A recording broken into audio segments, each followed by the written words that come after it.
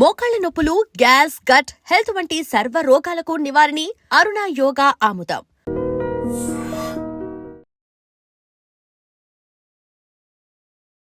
Welcome to iDream media.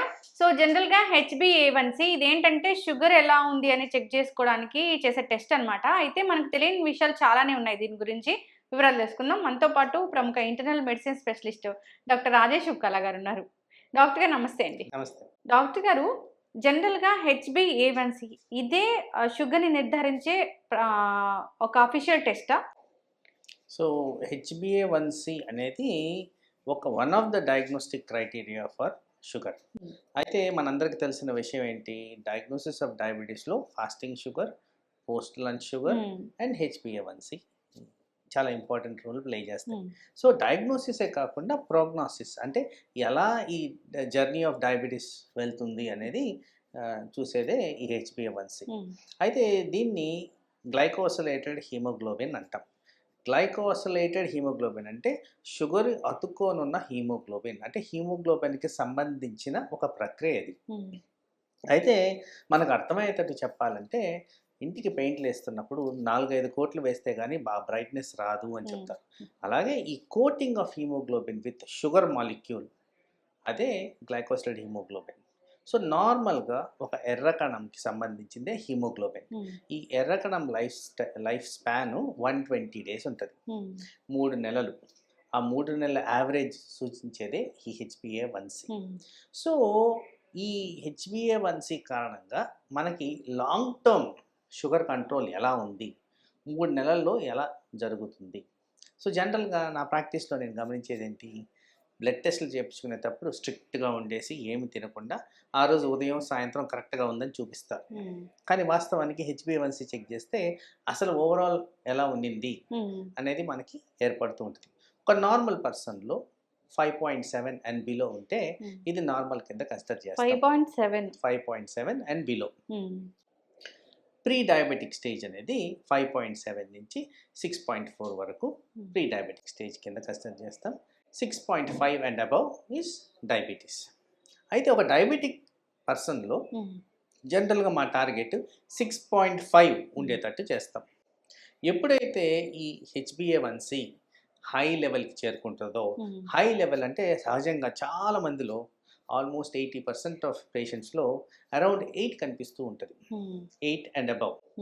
ఇది organ డిస్ఫంక్షన్కి సంకేతం. 8 నుంచి పెరిగితే ఐడియల్గా 6.5 ఉండాలి. హయ్యర్ నెంబర్స్ ఉంటే ఇది ఆర్గన్ డిస్ఫంక్షన్కి సంకేతం.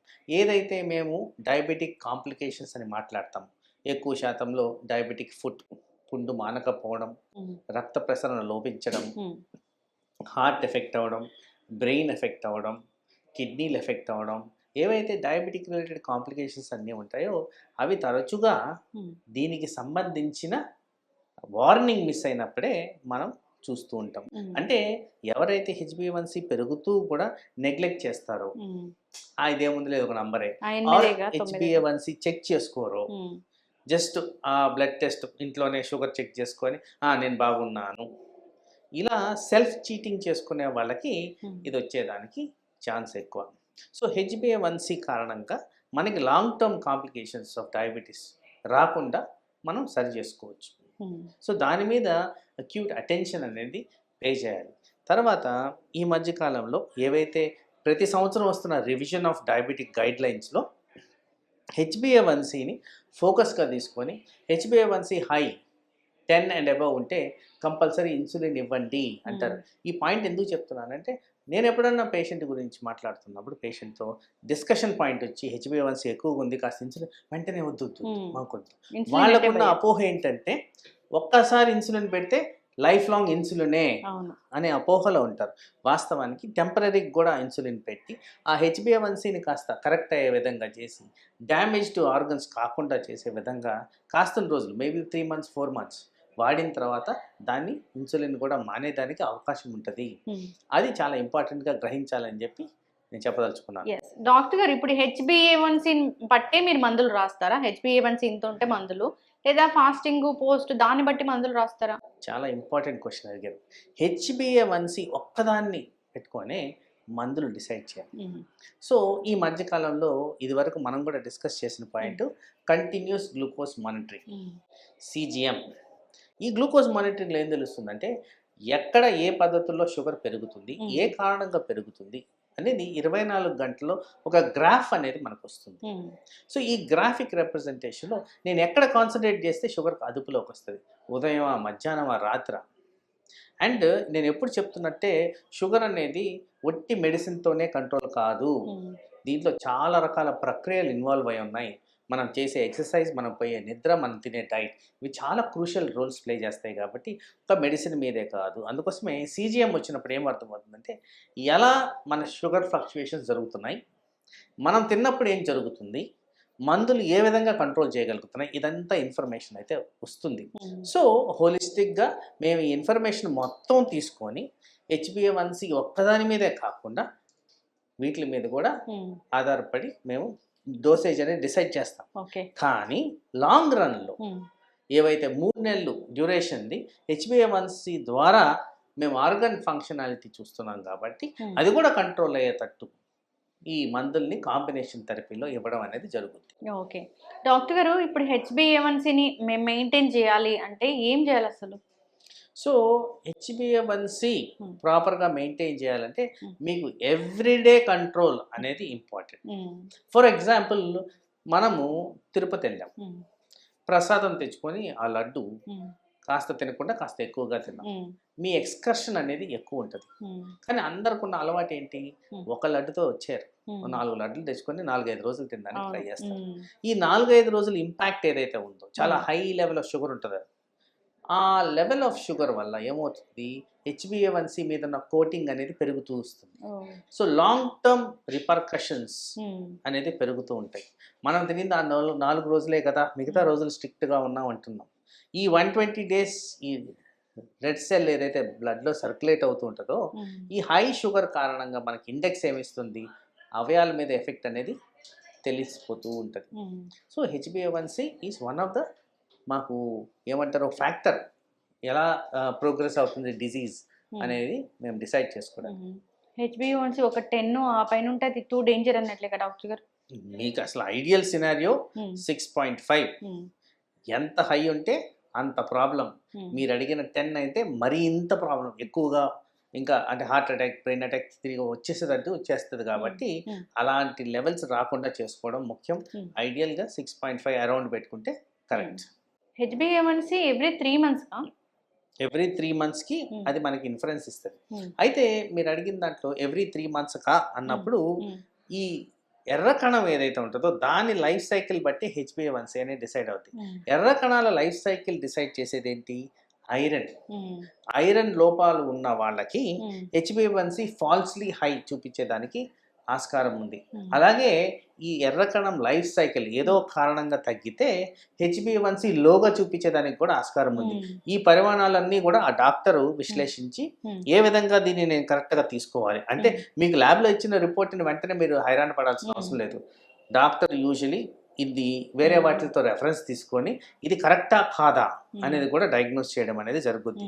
పర్టికులర్గా ఎవరికైతే కొత్తగా షుగర్ డయాగ్నోస్ అవుతుందో వాళ్ళలో HbA1c ఒకటి పట్టుకొని డయాగ్నోస్ చేయడానికి ఉండదు, వేరే ఫ్యాక్టర్స్ కూడా మేము కన్సిడర్ చేస్తాం. ఈ మధ్య కాలంలో కొత్త రకాల బ్లడ్ టెస్ట్లు, ఇన్సులిన్ లెవెల్స్ ఎలా ఉన్నాయి, హోమా IR టెస్ట్ అనేది ఒకటి వచ్చింది, అది ఎలా ఉంది, తర్వాత CGM ఎలా ఉంది, ఫాస్టింగ్ పోస్ట్ లంచ్ ఎలా ఉంది, సిరీస్ ఆఫ్ టెస్ట్లు ఉన్నాయి. కాబట్టి వీటి మీద మనం డయాగ్నోస్ చేయడం అనేది జరుగుతుంది. ఒక sugar patient fasting post HbA1c insulin ఎలా ఉంది అనే టెస్ట్ కూడా ఉందా?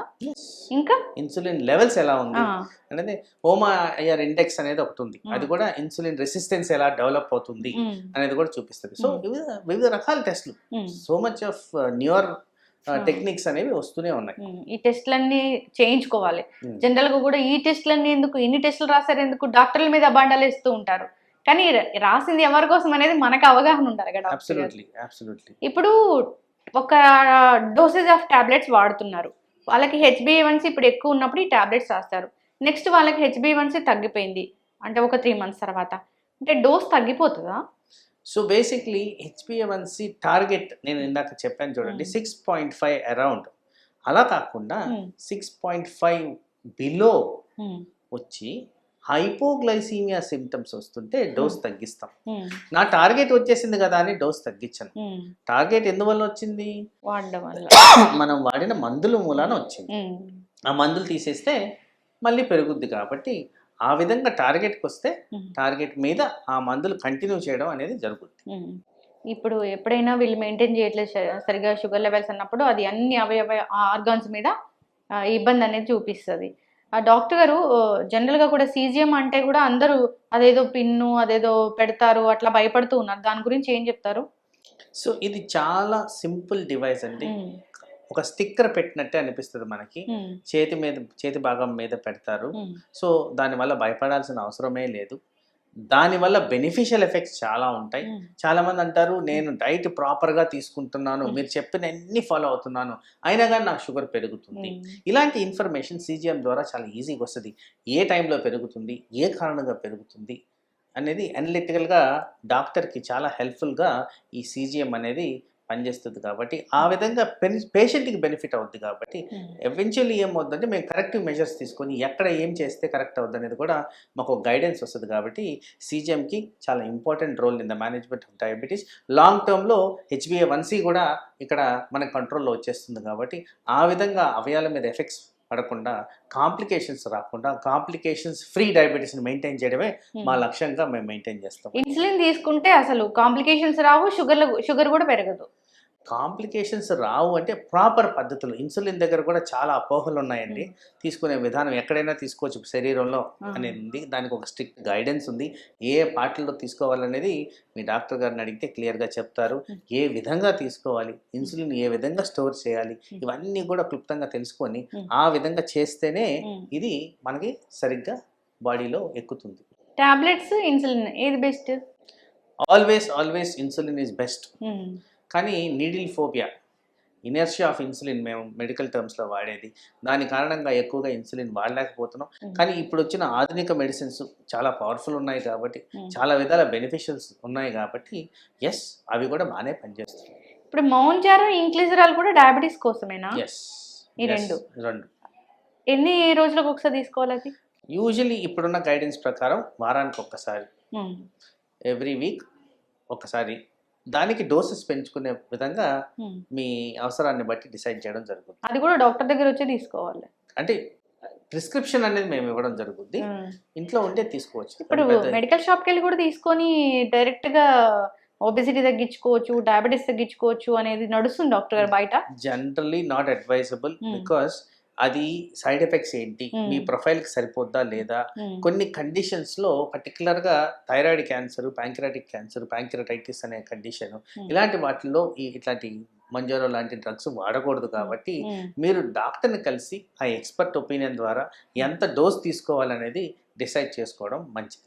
అంటే పేషెంట్స్ వచ్చినప్పుడు ఇప్పుడు కొత్త ఇంజెక్షన్స్ వచ్చాయి తీసుకోవచ్చా డాక్టర్ గారు, ప్రిస్క్రైబ్ చేస్తారని అడుగుతున్నారా?